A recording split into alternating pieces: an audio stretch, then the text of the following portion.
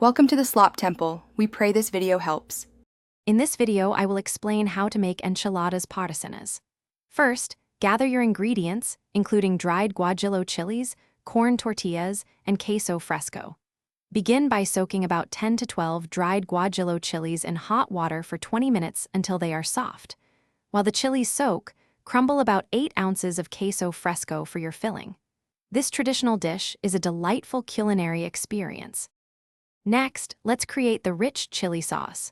Drain the softened guajillo chilies and blend them with 1 clove of garlic, 1/4 of an onion, and a small amount of the soaking water.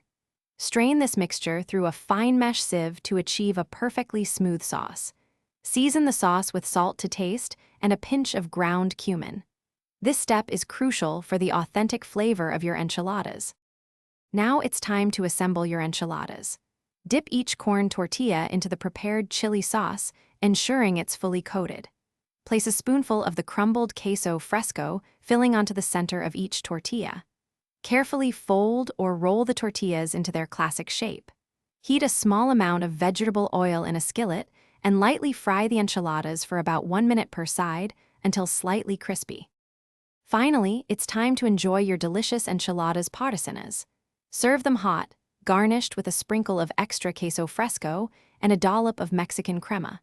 Sliced avocado and pickled onions make excellent accompaniments, adding fresh flavors and textures. These savory delights are perfect for any meal. Remember to check the description below for a link to some fantastic deals, including those amazing darn tough socks. They're truly worth it. Thanks for watching. Consider subscribing if we helped you.